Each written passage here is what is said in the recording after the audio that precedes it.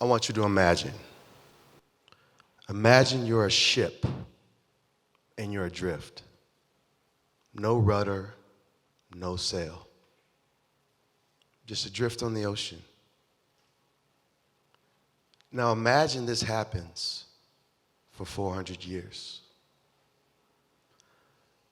Luck may put you at a port, and when you get off the boat, the people at the port tell you, you are not welcome here. Turn around. Go back where you came from. That's what it feels like being an African American. Adrift. No rudder, no sail, no connection. So 2 years ago, I got into a car accident. Don't worry, everybody was fine. Nobody got hurt, seriously. And it was not my fault, okay? So I received a settlement. I decided, since I taught African history, it would probably be a good idea if I visited Africa. So I started my research. I knew that I wanted to go to Ghana, which is in West Africa, and I wanted to go there particularly because that was a port of departure for my ancestors. So I did what anyone would do when they want to plan a trip. I went on Facebook, and I looked for a couple of Facebook groups that were traveling Facebook groups, and I said, reached out to them. I got a slew of responses, weeded them out, and I met a young man named Bright who lived in Ghana. Now, Bright was a member of the Ahanta tribe. It's a tribe I had never heard of. In all my research and studies, I had never heard of this tribe. So I was really intrigued. And they had a storied history. They had a powerful king. So Bright said to me, would you like to meet the king? Well, of course. Who would not want to meet a king? So there was some exchanges that had to be made in order for this meeting to take place. I had to send them a sample of my writing. I had to send a formal letter of request. I had to donate to the king's school. And I also had to buy him 2/5 of White Bridge gin, which was his favorite gin, and I obliged.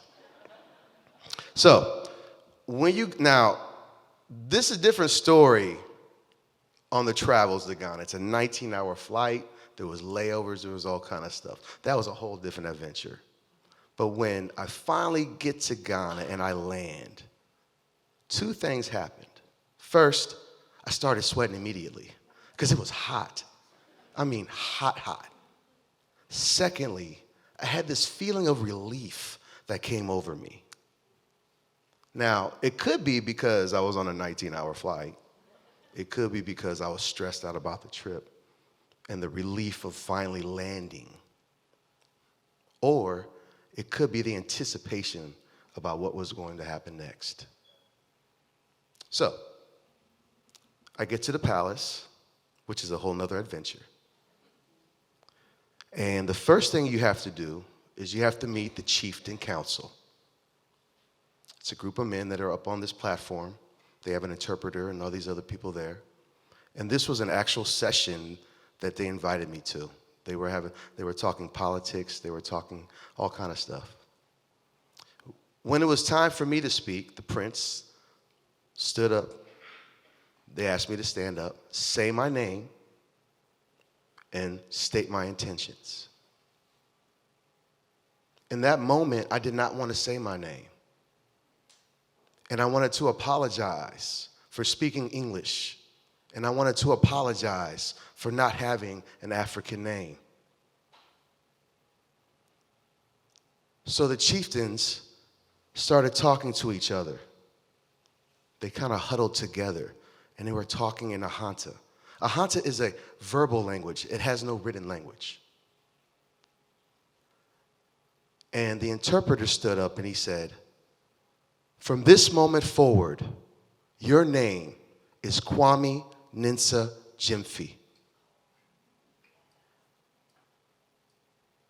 My eyes started welling up. My heart started racing. That name means wise one born on Saturday. Now, what's interesting is they did not know I was born on Saturday, but I am born on Saturday.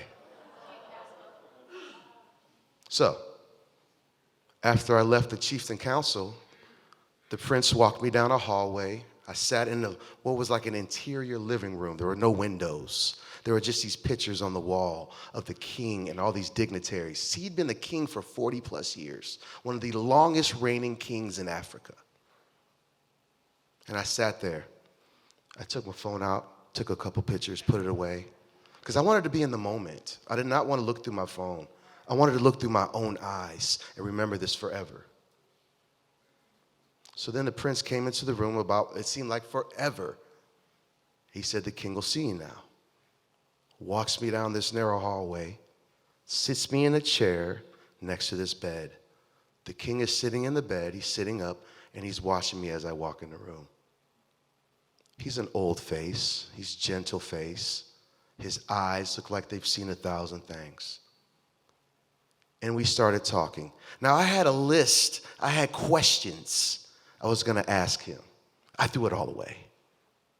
In that moment, that conversation was all that mattered. We talked about life, love, family, how he became king. I talked about the perils of African Americans. By the end of that meeting, that conversation, he looked at me and he said, you are always welcome here. So I left.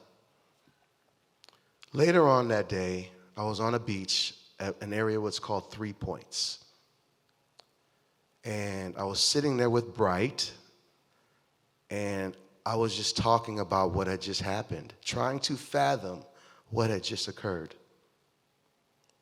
I met Otumfuo Badubansu the 15th, the direct descendant of Otumfuo Badubansu the second, the founder of the Ahanta Empire. So, he passed away earlier this year. And I say to this day, Medase Otumfuo Badubansu the 15th, for helping me find my sail and my rudder and making me feel welcome again. Thank you.